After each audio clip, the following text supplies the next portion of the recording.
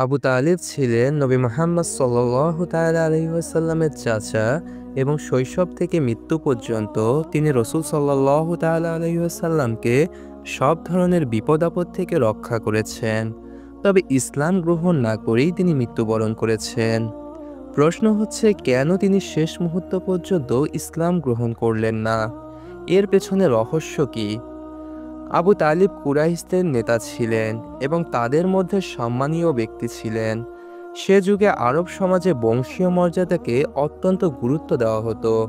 ইসলাম গ্রহণ করলে তাকে গোত্রের নেতৃত্বস্থানীয় ব্যক্তির মর্যাদা হারাতে হতো এবং কুরাইশদের প্রতিরোধের সম্মুখীন হতে হতো। আবু তালিব মূলত তার পূর্বপুরুষদের ধর্মের প্রতি আনুগত্যশীল ছিলেন। ইসলাম গ্রহণ করলে তাকে সেই দীর্ঘদিনের ধর্মীয় সংস্কৃতি ছেড়ে আসতে হতো, যা তার জন্য কঠিন ছিল। শেষ মুহূর্তের আহ্বান। মক্কার আকাশে সেদিন বিষাদ ঘনিয়ে এসেছিল। নবী মুহাম্মদ সাল্লাল্লাহু আলাইহি ওয়াসাল্লাম জানতেন তার প্রিয় চাচা আবু তালিব মৃত্যুশয্যায়। যিনি তাকে ছোটবেলা থেকে আগলে রেখেছেন, শত্রুদের হাত থেকে রক্ষা করেছেন, কুরাইশ নেতাদের বিরুদ্ধে দাঁড়িয়েছেন, আজ তিনি মৃত্যুর দ্বারপ্রান্তে।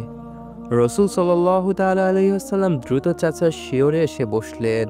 তার চোখ ছিল অশ্রুসিক্ত, কণ্ঠে ছিল গভীর ব্যথা।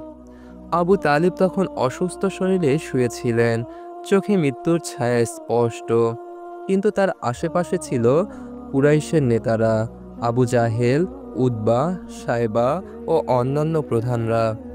রাসূলুল্লাহ সাল্লাল্লাহু আলাইহি ওয়াসাল্লাম চাচার হাত স্পর্শ করলেন, কণ্ঠে অনুরোধ ঝরে পড়ল, চাচা, আপনি শুধু লা ইলাহা ইল্লাল্লাহ, আল্লাহ ছাড়া কোনো সত্য উপাস্য নেই, এই কথাটি বলুন। আমি কিয়ামতের দিন আল্লাহর সামনে আপনার পক্ষে সুপারিশ করব। আবু তালিবের চোখে এক মুহূর্তের জন্য ভাবনা ফুটে উঠল, তিনি কি সত্যি কালেমা পড়বেন? কিন্তু তখনই আবু জাহেল ও কুরাইশের অন্যান্য নেতারা উচ্চস্বরে বলতে লাগলো, আবু তালিব, তুমি কি তোমার পূর্বপুরুষদের ধর্ম ছেড়ে দিচ্ছ? তারা একের পর এক বলতে থাকলো, যেন আবু তালিব কোনোভাবেই এই কথাটি না বলে। রাসূলুল্লাহ সাল্লাল্লাহু তাআলা আলাইহি ওয়াসাল্লাম আবার বললেন, চাচা, আপনি শুধু একটি বাক্য বলুন, যা আপনাকে পরকালে রক্ষা করবে। কিন্তু কুরাইশ নেতারা আবার বাধা দিল। আবু তালিব দ্বিধায় পড়ে গেলেন। একদিকে ছিল ভ্রাতৃত্ব ও সামাজিক মর্যাদা, আরেকদিকে ছিল সত্যের পথ। দীর্ঘক্ষণ নীরব থাকার পর শেষ পর্যন্ত তিনি বললেন, আমি আমার পূর্বপুরুষদের ধর্মেই মারা যাচ্ছি। রাসূল সাল্লাল্লাহু আলাইহি সাল্লাম ব্যথিত হয়ে পড়লেন।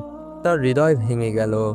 চাচার জন্য দোয়া করতে চাইলেন, কিন্তু তখনই আল্লাহর পক্ষ থেকে ওহী নাজিল হলো, হে রাসূল, সত্যি কথা হলো, তুমি নিজে যাকে ইচ্ছা করবে তাকে হেদায়েত প্রাপ্ত করতে পারবে না, বরং আল্লাহ যাকে চান হেদায়েত প্রাপ্ত করেন।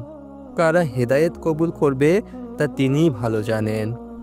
নবী মুহাম্মদ রাসূলুল্লাহ সাল্লাল্লাহু তাআলা আলাইহি ওয়াসাল্লাম বুঝতে পারলেন হেদায়েত আল্লাহর ইচ্ছার উপর নির্ভরশীল।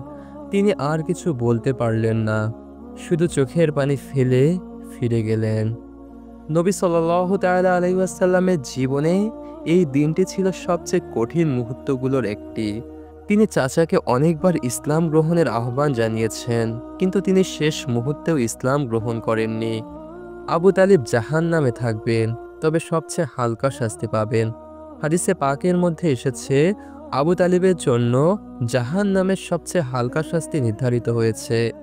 তার পায়ের নিচে আগুনের কয়লা থাকবে, যা তার মস্তিষ্ক পর্যন্ত উত্তপ্ত করবে।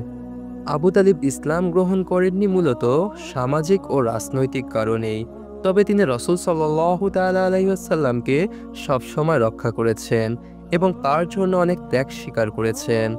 ইসলাম অনুযায়ী ঈমান ছাড়া মুক্তি নেই, তাই তার প্রতি আল্লাহর ফয়সালা ন্যায্য।